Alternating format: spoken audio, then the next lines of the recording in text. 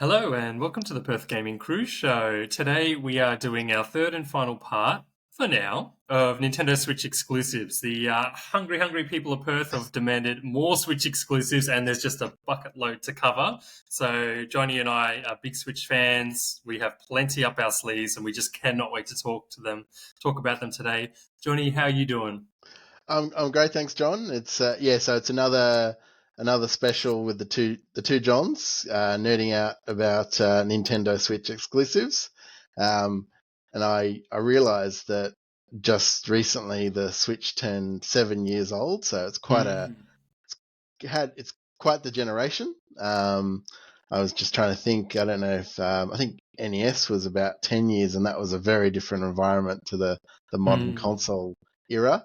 So it's had quite the run, and I think it's fair to say that we're kind of going a bit deeper into the catalog today than maybe we have in the previous two episodes on Switch exclusives. Yeah, it's interesting because it is coming to the end of the life cycle, so it's good to kind of cover this while we can. We're hoping a lot of these games carry over, and a lot of them will still hold their value. We've talked about Mario Odyssey on the show, for example, which continues to sell well and be great. So it'll be interesting to see what comes up. But we just to kind of like frame the conversation in terms of like exclusive, what Johnny and I are talking about are some games that might be remakes or remasters. We're talking about exclusives to the Switch platform and not the Xbox or PlayStation or PC platforms. Some of these games might have been on previous Nintendo platforms, but that's all been what we love about the Nintendo Switch, the remakes, the remasters, or games that have come across from the Wii U. So let's kick things off. And speaking of remakes, remasters, Second Lives. Johnny, you're up first. Tell us about the first one you wanted to talk about today. Yeah, that's a good segue, John. So Mario Kart 8 obviously had its original release on the Switch's predecessor, the Wii U, but I think it's fair to say its Switch release, Mario Kart 8 Deluxe, has offered so much more, a much more polished experience, and a lot more content. And so I'm a guy who has so much nostalgia for the original Mario Kart on the Super Nintendo, but there's no denying that Mario Kart 8 Deluxe is kind of the pinnacle of the Mario Kart series. Agree. Especially now with the booster course, if you access that, there's a lot of great extra courses been added if you've gone the full booster course path. So much variety in kart races, kart modification. You can mucking around with all the different options for your like wheels and glider and all that stuff is so there's so much variety now.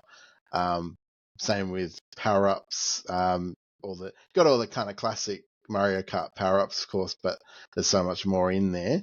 I don't know, John. Do you have a favorite Mario Kart course or power up? I'll tell you mine to give you an idea what I think. My personal favorite course is being a big Zelda fan, is the Zelda theme kart Where all the course coins are little gems, like where they're rupees, the rupees. Sorry, the yeah, currency of Hyrule. In terms of a power up, I have a soft spot for the Chompin' Piranha plant. That it's definitely one of the close range options, so it's very different to your turtle shells and the like. But I get much amusement by especially playing with friends, coming up with them with the piranha plant to cause chaos. What about you, John? Do you have favourites in terms of courses or power-ups? I love Shy Guy Falls. I think it just looks really fantastic. Just the fact that there's that verticality to it. And you see all the Shy Guys in their caves as you're cruising around. I like that kind of soft color, like palette tone. That's really nice. And then I like the F-Zero ones because I have a soft spot for the F-Zero franchises. So, Big Blue, that kind of thing is really good. there's just some.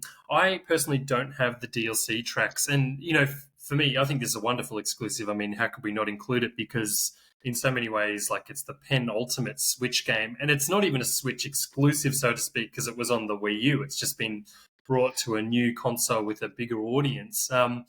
It's incredible to me that this game came out as a launch title, essentially, for the Switch in that first year, and it's still the fastest selling game on the Switch, and it continues to be. It's in the charts in Japan, US, UK, Australia. It's advertised everywhere. It just holds its value forever.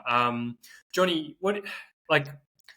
how do you feel about this game coming from the Wii U as a port originally, but being, coming in with battle mode and all the DLC courses? Like, are you happy with what Nintendo did there, or do you wish they had given you a new Mario Kart? No, not at all. I think even the base game without the booster pass was worthwhile. And let's be honest, like not there wasn't a big install base for the Wii U. Not many people got a Wii U, so a lot of people would have missed out on that, which is, I think, the reason this has been such a it's held its place as a high seller. I mean, it's so much fun. It's fun for everyone. Like, I remember there was a period when my daughter was about 6 or 7 where she went through a period where we couldn't get her to bed if we had a guest. She had to challenge them to a race at Mario Kart, and there was just no way about it. She had to have a race with Mario Kart with one of our guests before she would go to bed. Quite an amusing phase. And Mario Kart was amazing during the pandemic in terms of staying in touch with friends and that kind of thing. We'd have a regular sort of Saturday afternoon online Mario Kart race with family and friends. It was very easy to organize, like friends arena kind of things with Mario Kart and the like.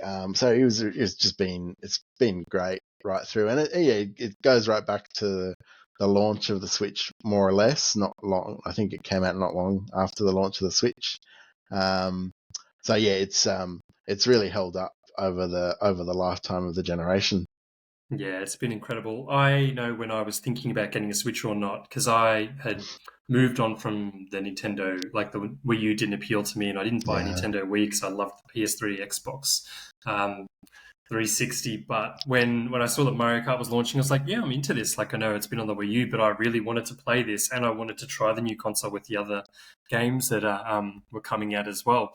But speaking of other games, I might move on to my first one, which is Xenoblade Chronicles 2. So this also came out in the first year the Nintendo Switch was released. It was there are 3 games. I've played all 3. I've beaten the second and third. This is my favorite installment for a range of reasons I'll rant on about in a moment. This game is also what drew me into the Switch ecosystem when the Switch first came out, because when it was announced, there was Breath of the Wild, which I know most people loved, but it just wasn't the right game for me. I do like Zelda games, but it wasn't the Zelda game I really wanted to play at the moment. I'm not into really, really, really big open worlds. In that sense, like I wanted something that was a bit more definitely story driven, had a party of characters and all that kind of thing. And I got Mario, and I was like, oh, what else is the Switch going to bring this year? When they announced Xenoblade Chronicles 2, I was like, I'm in. I am done. I remember seeing Xenoblade 1 on the Wii and going, oh, if only it looked better. It was on a powerful machine.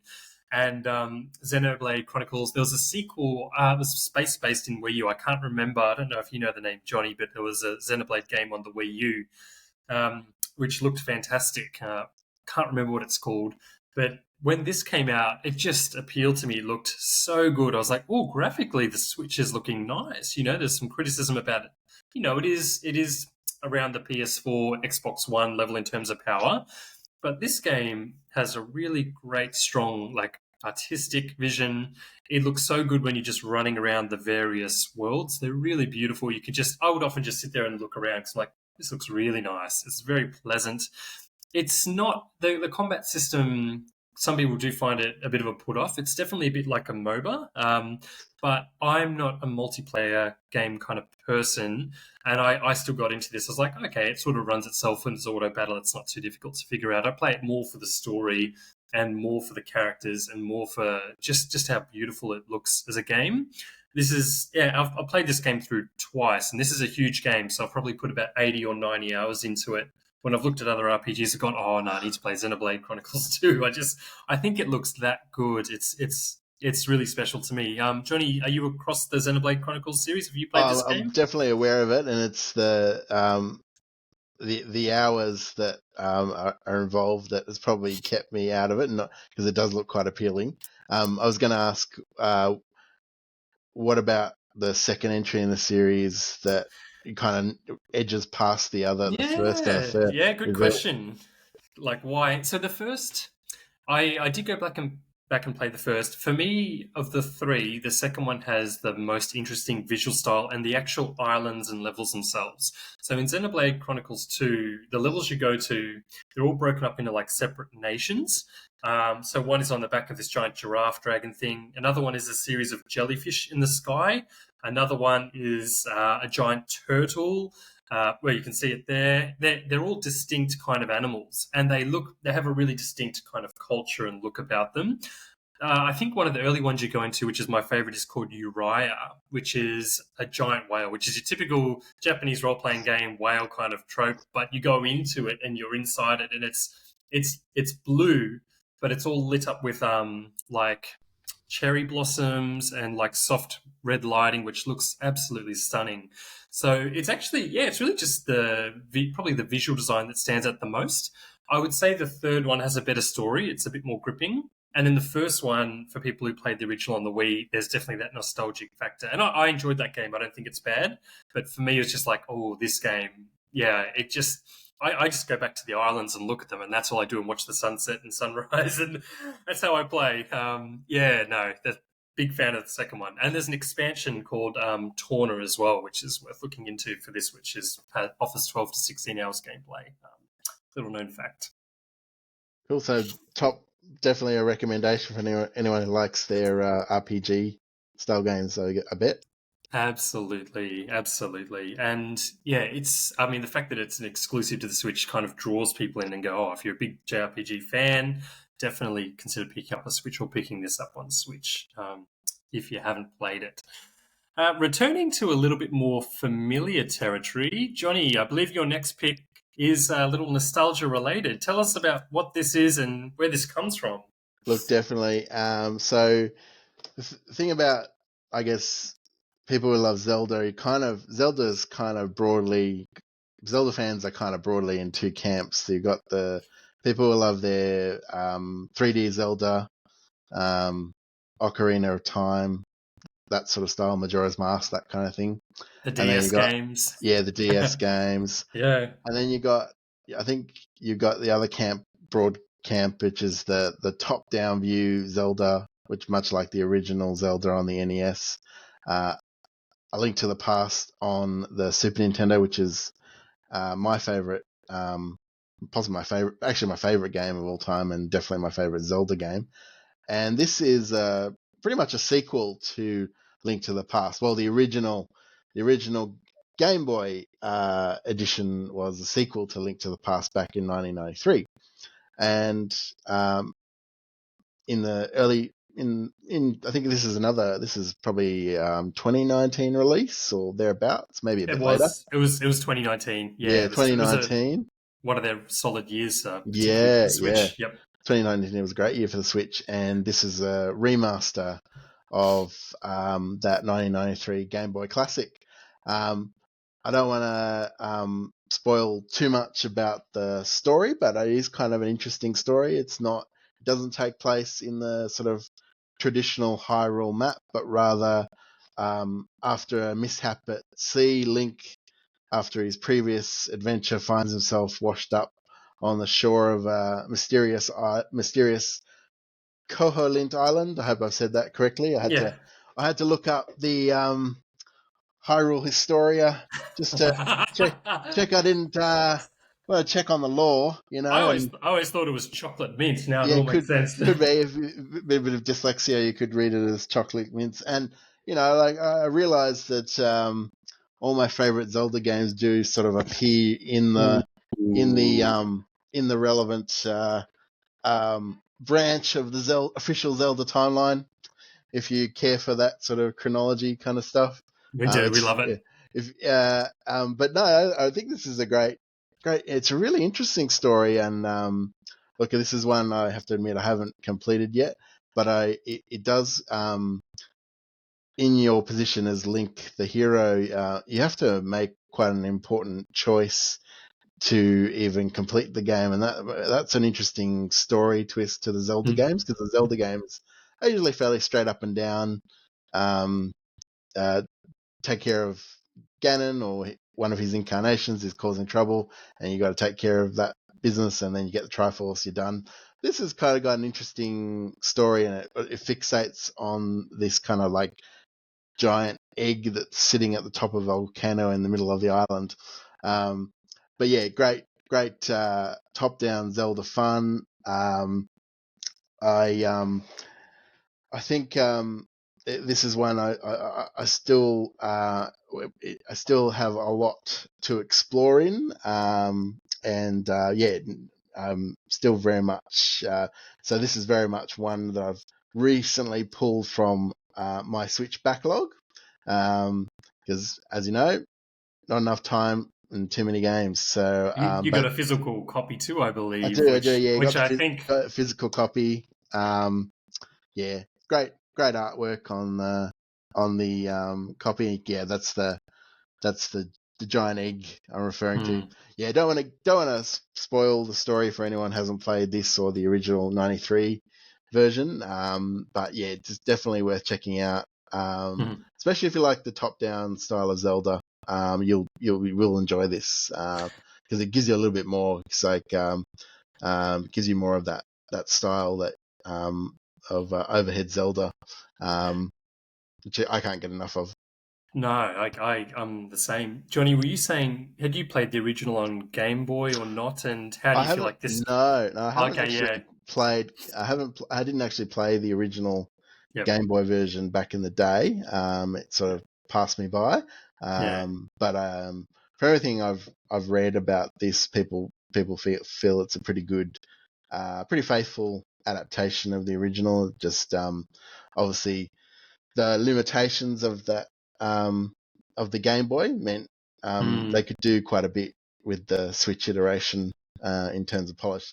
I forgot to mention actually, there's a feature of it that's quite interesting. Is like there's like a dungeon building mode that they've added to this version, which I haven't actually mucked around with yet, but I think I plan to have a bit of a play with that before too long.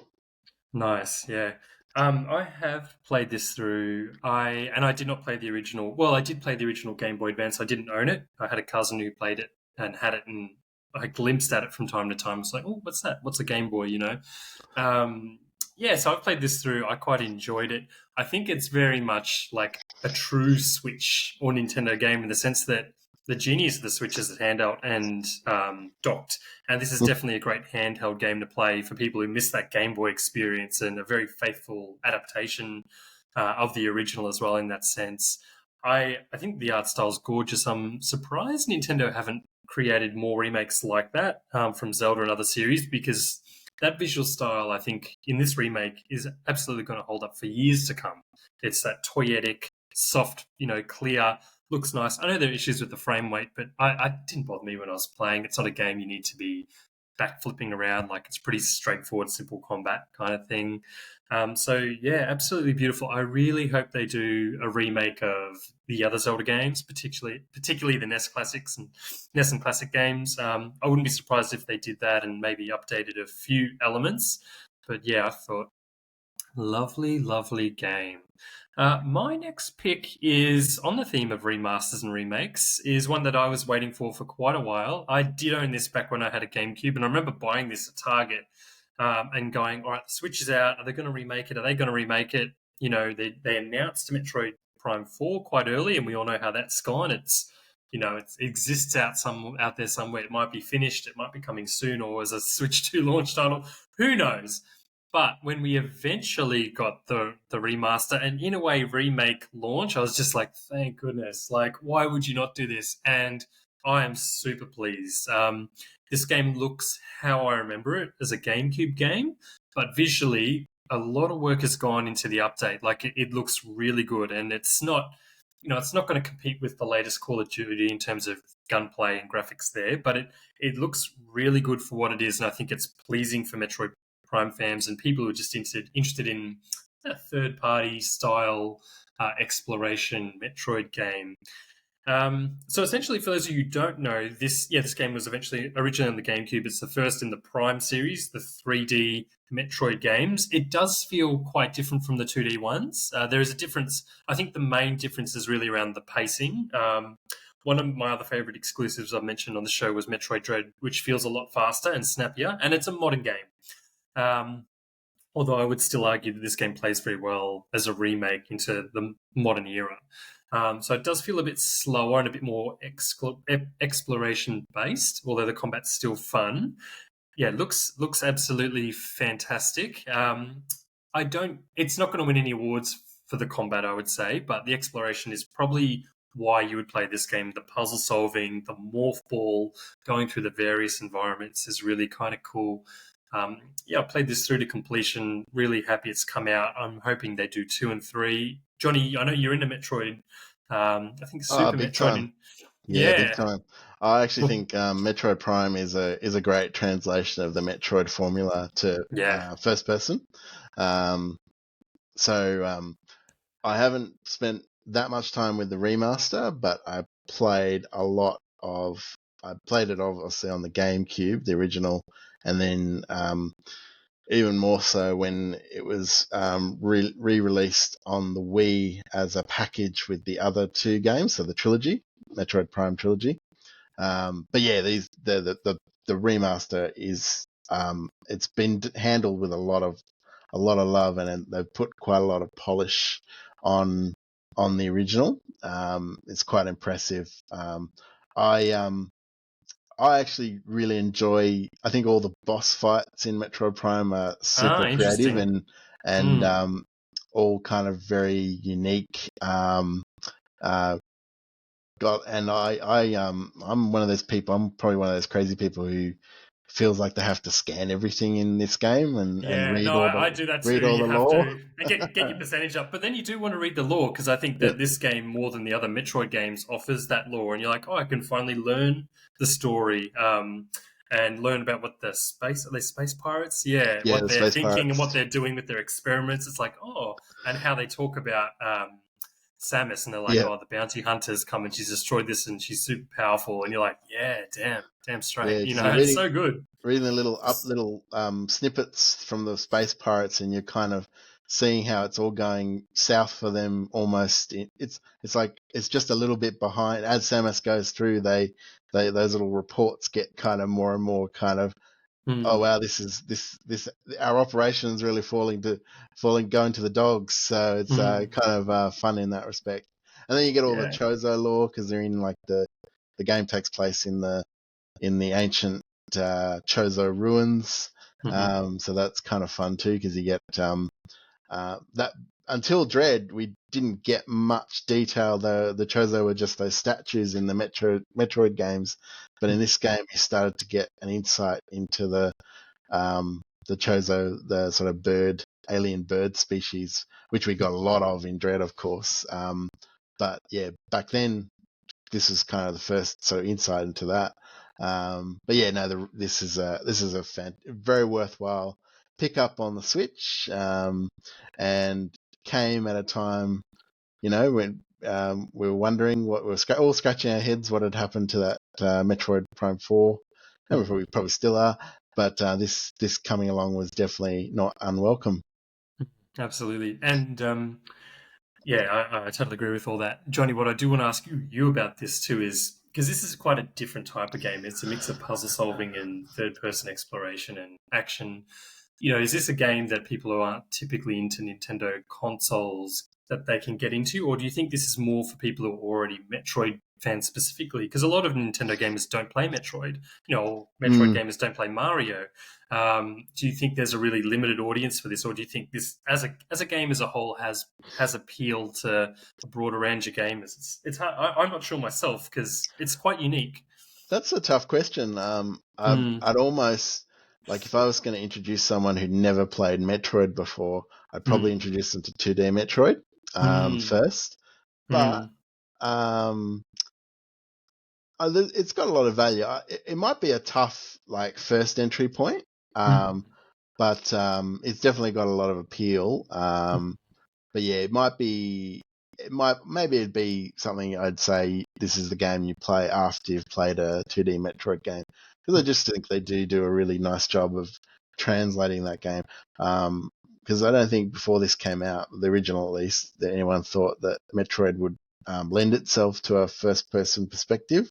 Um, but it's all done masterfully, and like even I really enjoy all the morph ball stuff that they do in the Prime games, particularly the first one. It's done really creatively, and it adds to the exploration element of the game, and the puzzle element. A lot of the puzzles revolve around um, the morph ball mode, and that's certainly true, especially as you get deeper into the game and get some of the final areas unlocked. You really need to crack through some, fairly intricate puzzles using the morph ball and morph ball bomb and that kind of thing. So yeah, I think it's an interesting one. Maybe not the first game if you've never played a Metroid game, but probably should be high on your list after that, after you've played a Super Metroid or your Metroid Dread or something like that. Yeah, true. I think like if someone started with one of those games and you kind of get interested in the lore and the character and I guess the pacing and the puzzle solving, because it's interesting when you do 2D Metroid morph ball puzzles, which I love too. But I would argue, and I think this is what you were saying too, is that the 3D Metroid morph ball puzzles are just one of the strongest elements of the game, and it's such a unique mechanic. We don't see that in other games. I really hope they elevate and leverage that aspect to the game because it's so much fun. And that's sort of front and center as much as the combat, for example, or even reading through the lore in Metroid Prime 4. Very excited to see what Metroid Prime 4 brings. We shall see. All right, so we are on to the last two games for the episode. Johnny, this is your last pick for the day. This is also a bit of a this is quite a interesting one as well. It's sort of like would sold I think about 1 or 2 million copies. It's not the biggest selling Switch game, but it's very much loved by the fans. What have you been showing the people of Perth and Oh beyond yeah, right so now? this is another 2019 banger. And I think this probably would have been a bigger success if it had been released at another time, of maybe not, because there was Hmm. a lot of big games coming out that year. And Hmm. this is one that's sat on my backlog for a very long time, and it's one I've recently started playing, only in the last sort of week or so, actually. Um, Hmm. and I guess it's like I try to think about the best way to describe what this is, and it's kind of It I doesn't kind of describe itself, that's for sure. I feel like it's almost like it's like someone said, if someone said I'd really like a crossover of Blade Runner and Neon Genesis Evangelion, Hmm. and I want to weave in like a cop kind of procedural drama through it, all the way through. You'd get Astral Chain. Yep. Big. It's without going too much into the detail of the story. The setting is really interesting. It's um, you play as one of two of these twin police officers from the Hmm. year 2078. Um, and you are sort of it's a sort of dystopian Earth. The humanity's kind of like on the brink. It's had to evacuate into this small island, and they're being attacked by these kind of interdimensional beings that are called uh, chimeras. Yeah.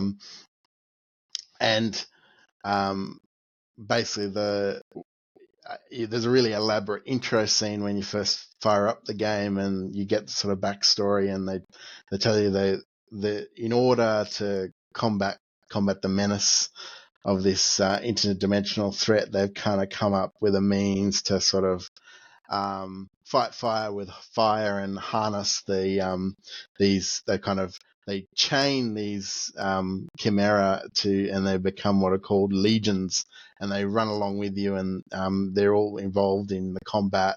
It's and the combat is probably best described as kind of manic kind of hack and slash with a few shooter elements. I quite actually it's kind of got a pretty smooth tutorial level, like it in just introducing you to all the mechanics.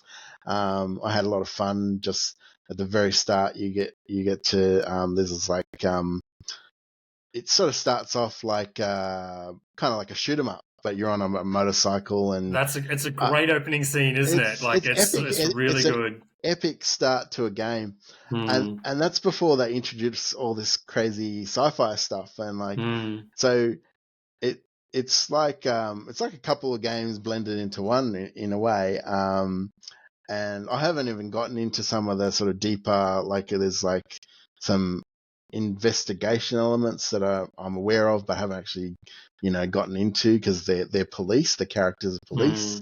But yeah, no, it's one I'm very happy to have pulled from my back catalogue at long last. It probably deserved to be played a lot sooner than it did. But as I said, there was a lot of games on the Switch coming out in 2019, and it was hard to get to them all. And this one, unfortunately, sat in my back catalogue a bit too long. So I've been really enjoying it while I've had it fired up. Yeah, there was a huge amount. I'm actually going to come back to that point about 2019 before we go on to the next game.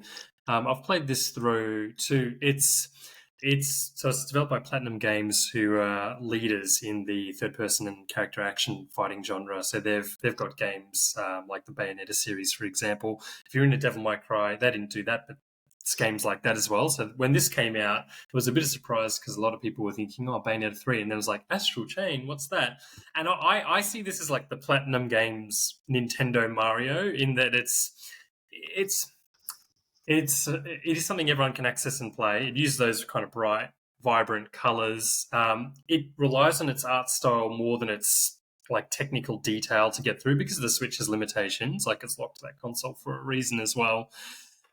It is a difficult game to describe, and it's for some people and not for everyone, in my opinion. Like I played through and then I bounced off because I preferred some other games.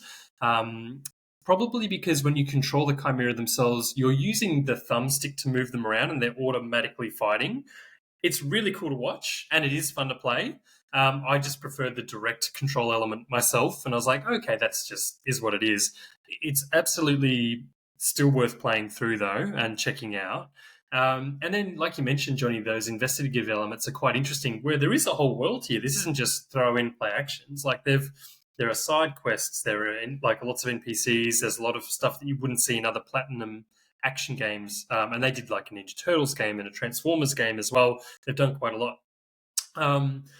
It's and then at the same time, it's like you mentioned, it came out in 2019, and I was looking at the roster of games that came out. We had Super Mario Maker 2, Animal Crossing, Pokemon Sword and Shield, Link's Awakening.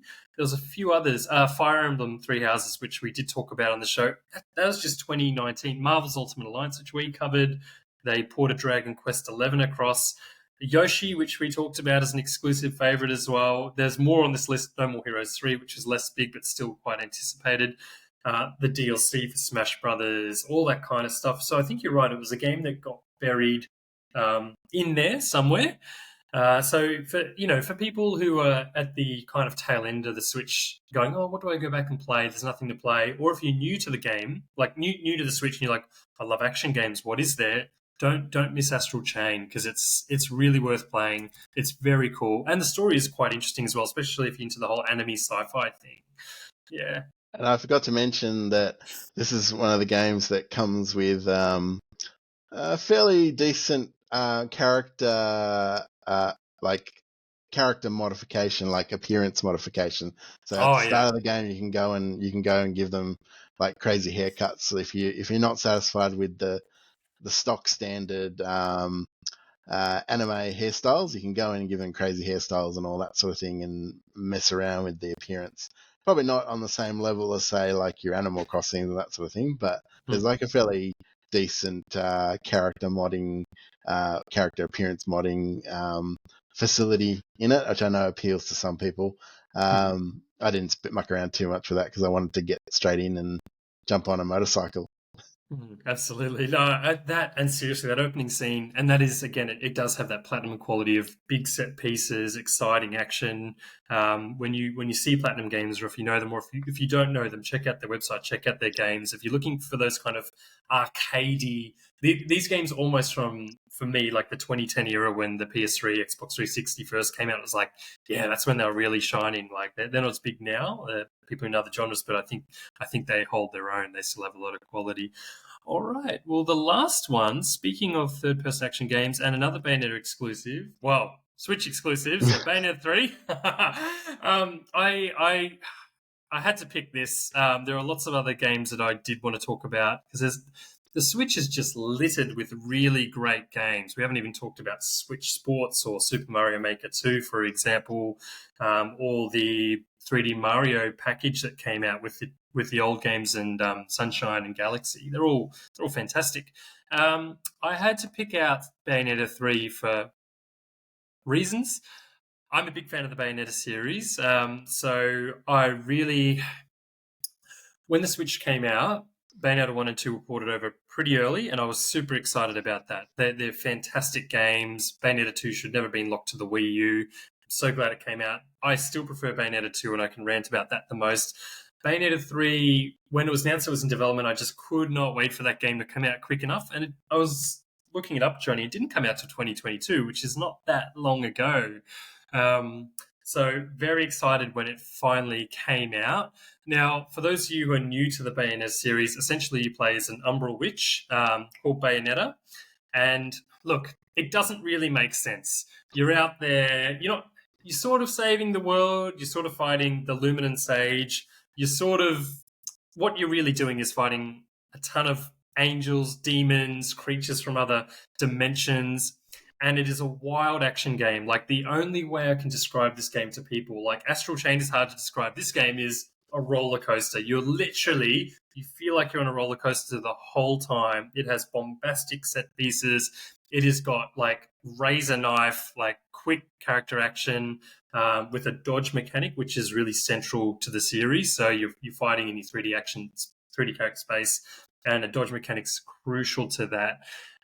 What kind of distinguishes Bayonetta 3 from the other games is that they decided there wasn't enough monsters and weapons and variation and craziness in the previous games, and they've just decided to add a whole bunch of other mechanics.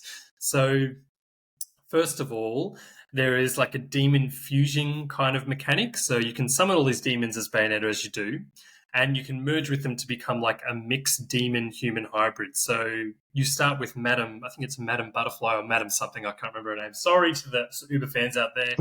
And when you merge with her, you can float around and you can move quicker and that kind of stuff. Another one is a spider, Phantasmagoria or something, and Bayonetta becomes like a centaur, like half, but a spider, so half spider, half witch. And when you're playing in that way, you just run around super fast. It looks very cool when her little legs running around. So you've got these kind of fusion moves that you do, which are very fluid and easy to pull off. And then there is a demon slave mechanic, whereas you summon these giant demons into the arena because there's not enough going on the screen as it is. And that includes characters like Gamora, who's like a staple for the series, who's this big red dragon kind of thing. Huge, absolutely huge, fills the whole screen. And there are actually, in addition to that, there are like set pieces where you have Godzilla-level Titan battles between Gamora and another enemy that you'll fight, which is just uber cool. So look, without spoiling anything, an early scene has you're flying around on all these boats somehow, and then there's a giant tidal wave, and then you're Gamora, and you're just sliding along skyscrapers. The glass is shattering, you're moving like left, right, arcade style, jumping over objects. You just feel like you're holding on to like a roller coaster and like hanging in there, and it's like fireworks constantly. That's how it feels. Yeah, sorry, Johnny, I can't stop myself. Go ahead. I remember at the time in the lead up, I think this was very much like the Bayonetta fans like yourself were really waiting for this game. I was like, super. I distinctly remember at the time how much like people were waiting for this to come out, and but I take it you weren't disappointed by what you got. Like you were pretty happy with what you got. Not at all. Not at all. Yeah. Pretty happy. I prefer the refined combat of the second game. I do find the options a bit messy, but that also gives options to players. So, for example, the spider character that I was talking about, Bayonetta's weapon changes to like a yo-yo, and she's on roller skates, and it's just that's all I did the whole game. I was like, nothing else compares to this. Until I got to the choo-choo train, so she turns into a half train, and her weapon is a giant chainsaw when she's in human mode. And when you summon the demon slave, it's a gigantic clock tower that just pushes out all these contraptions. It's so bizarre and wild. There's nothing out there like it. But the genius of this game is that, as bizarre and wild and outlandish as it is, it plays really well. The action is easy to understand. Like the moves are telegraphed really well. I find as a character action driven kind of fan, it just looks so interesting and it makes sense when you're playing it. Even if you're not into this game, it's the kind of game you can watch someone play and just be like, what is even going on here? It's insanity. Yeah, Johnny, have you played these games or I have have you not. seen them? Unfortunately, no, I haven't. I'm obviously well aware of the Bayonetta series, but Yeah. it's another few games that are sadly sitting in the gaming backlog. They do look really cool. Yeah, It's for you. would you recommend? Do you recommend starting with the first one and going through, or would you recommend? Mm. Is there a particular entry, or do you recommend two as the best? As the best Mm. one to start with, what would you suggest with this series? Mm. Yeah, it's interesting. It's kind of Put like you the on the spot. Xenoblade dilemma. No, go for it. I love it. It's interesting because I really like the first game a lot too, but that's on the other console, so I probably would have picked that as an exclusive. However, the first game is aging graphically. Bayonetta 3 got its fair share of criticisms for being like an older Switch game, but the first game it's definitely like Xbox 360, PS3 era. However, it's got a better narrative, I would say, and some of the there's kind of like the big four boss fights in that. They are beyond epic. And it gives that overall impression too. So I think that's a good game to start with. Still, I think it still holds up if you can like stomach that it's looking a bit older and a bit too arcadey. Otherwise, you could jump in anywhere depending on what you want to experience. If you want to experience a Bayonetta game that has a wild ride, all three offer that. Like the levels, this isn't just a game where you run around and you fight and you summon demons. It's a game where you're surfing on a tidal wave for one moment, then the next moment you're flying through like a volcano or something, fighting a gigantic angel, and then the next moment you might be running away from this gigantic monster in a really hilarious, silly kind of way, and then it might slow down and you do some staged fights, and then suddenly you're throwing an entire building at someone and you're in space. It's ridiculous. Like, it's so ridiculous. But it's a lot of just silly fun, but really nuanced, good fun. Yeah. And I should add with Bayonetta 3, you go to Egypt, you go to like the Great Wall of China, and you'll see like these gigantic, kind of like these weird spaceship alien things that you're fighting against in this third game coming to you from a distance. Just looks so good. I really hope it comes to the Switch too, and they do up-res it or 4K it or whatever they do. It's not a game you can put into your machine and play and go, oh, this is boring. It's not fun. Like, even if it takes a bit of time to pick up the combat, which you can do once you learn the dodge mechanic, um, yeah, it's a game that just brings pure joy. And it's look, I know I've said this a few times on the podcast. I'm not a hardcore Zelda fan and Mario fan as much. I enjoy specific games, but I'm a hardcore Bayonetta fan. I can't shut up about it. Sorry, people of Perth and beyond. Johnny, I should let you get a word in. Check it out, bro. Yeah, no, got to put it on the list. Absolutely, yeah. Well, look, we have run out of time for today, so who knows? Like, at the rate we're going, Johnny, we're probably going to need to do a Switch exclusives part 4 or 5, depending on when the Switch 2 comes out and what gets ported across. It's been an absolute pleasure today. For those of you who are watching and listening, do like and subscribe. It really helps us out here. We have a website, perthgamingcrew.com as well. You can contact us through that form. We are continuing to take on guests as well. So if you're from Perth or beyond and you'd like to be on the show and you have a game or a theme you're really passionate about, let us know. But as for now, that is everything we have. Johnny, do you have any final words? No, I'll catch everyone. I'm sorry to lose my voice here. Sorry, guys. I'll pick you up. It's all good. It's all good. No worries. Excuse me. Yep. Edit that out. He's choking on the Bayonetta 3 excitement. All good. Yeah. Thank you to the people of Perth and beyond. Take care and have a great time. Bye. Catch you. Bye.